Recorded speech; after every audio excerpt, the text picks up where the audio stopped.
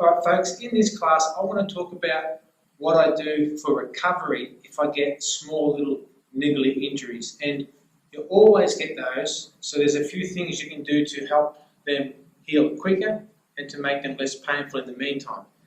Now, the first thing you have to do is make sure you have a good warm-up before you train, whether that's running or swimming or bike riding or sprints or BJJ or kickboxing. Have a good warm-up before you start. That is vitally important. Stretch as much as you can, as often as you can, once a day, once every couple of days. Not hard stretching, but just comfortable stretching to keep yourself flexible. I find swimming is really good. Once I've got a bit of an injury, hopefully I don't get them, but sometimes you twinge something or pull a muscle or tear something. So I find swimming is great, and not fast, hard swimming, just swimming. If you're just treading water, if you're just walking through the water, if you've got a sore knee, just gentle water, walking or swimming or treading water, any type of thing like that. I just do laps, very slow laps of breaststroke, freestyle, side stroke, just to keep your body moving in that way that's got very little resistance, but it's still very good movement. So swimming. Now, we'll start off with, once you've got a little injury, a foam roller. Now these are great, they're very, very cheap, and you just kind of play with them depending on what's sore. So for example, if my quad is sore, I can put the roller on the floor, we use this, my left leg, and you just roll yourself along the muscle. And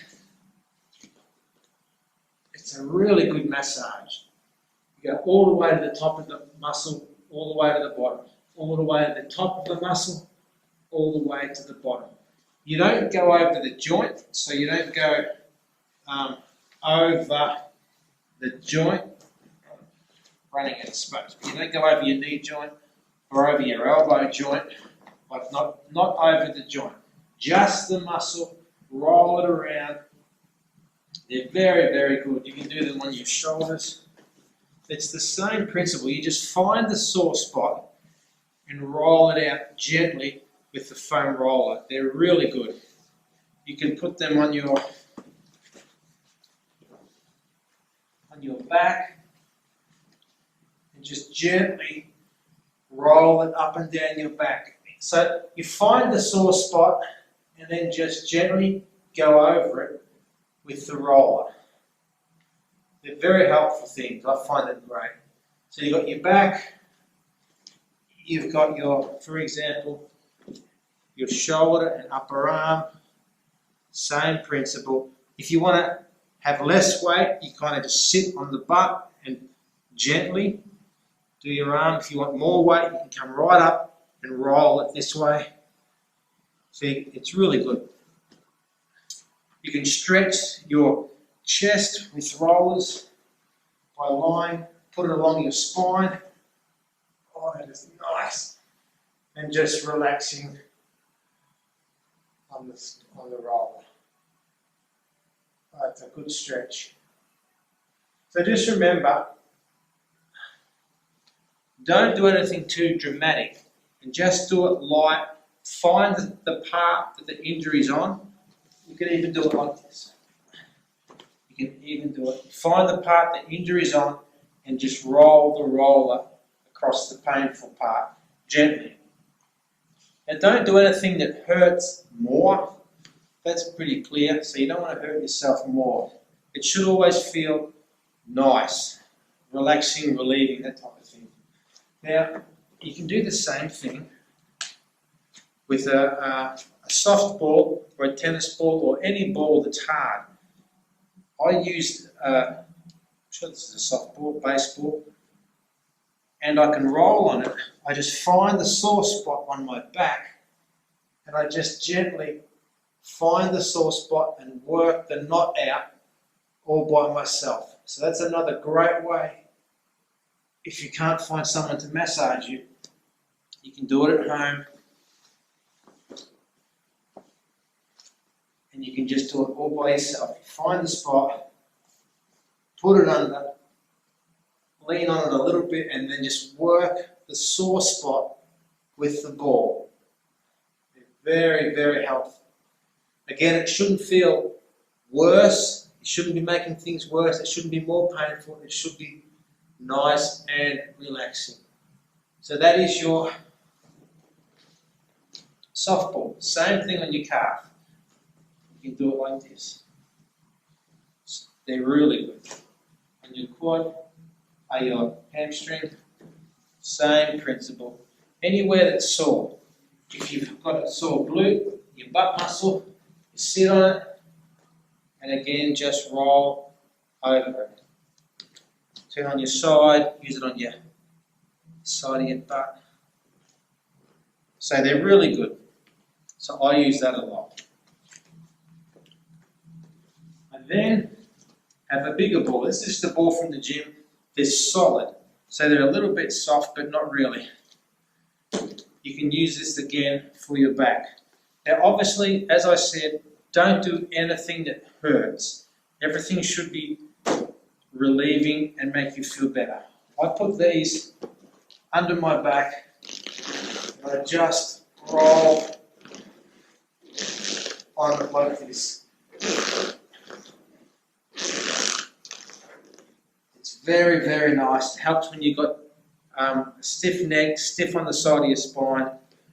It's not ideal on this mat, it's a little bit grippy, but on the floor or on the carpet, they roll really nice and you can get a full length spine massage.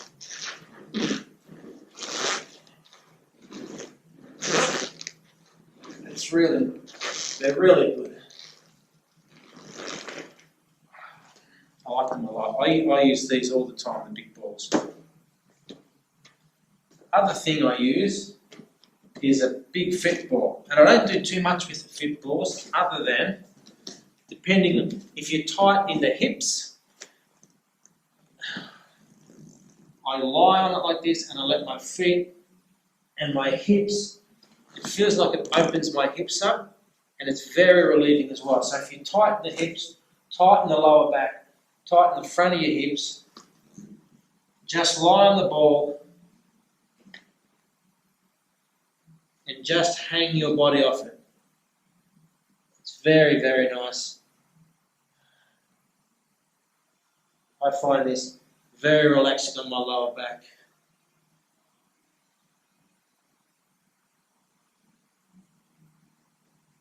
Very nice. And you can do it in reverse. There's different size balls for different size people. So if you've got a sore lower back or a sore top of the chest, again with your hips, this is just a good way to relieve some of that pressure. And I can feel it through my hips here. It's very, very nice, very relieving. Again, be careful if you haven't used these balls before. Just go slow. Make sure you use the right size ball because it does make a difference. It's very nice. To use the right size ball, it goes by your height, and you can see on the package of the ball when you buy them, it tells you what height you are and the ball is and what is most suited. Just make sure they don't roll away. Now the next and the last thing I use, so I use one of these massage guns, and they are really, really good. I swear by them. I don't know how expensive they can get, but one like this is not expensive. This was under $100 a few years ago from eBay. Now all you do, it's a little bit noisy, but you find the sore spot and you use the gun on the sore spot. And I just find this is so helpful. It comes with different ends to suit you as well. I think this came with 3 or 4 different ends. Small little ends, big ends, double ends. So, but this is the one I use, just the ball. The only thing I would say not to use it on even though you can, it might be different for everybody else. But I don't use it on my neck. I mean, it's okay, but it feels like it rattles your head a little bit too much. It doesn't really feel... So just be careful if you get one and you use it on your neck, just be light with it. It does have different speeds, but just be careful. But I'll show you what I do with it. Turn it on. And it's only, I put it on low, very low, so you can still hear me over the top of it. Because on high, it's pretty loud. So you just find, for example, anywhere that's tight, and you just gently run the gun over the injury or the part that's tight. And if you've got a little wiggly, niggly fibre in your leg or you've strained something, I just find these are just fantastic. So I do them for maintenance, and maintenance is a great thing. I also suggest that you get regular massages and chiropractic work. I swear by a chiropractor. I've had great relief and great results from the chiropractor. But also use them when you have no injuries, because prevention is much better than trying to repair something once you've hurt it. But this gun, so you carve.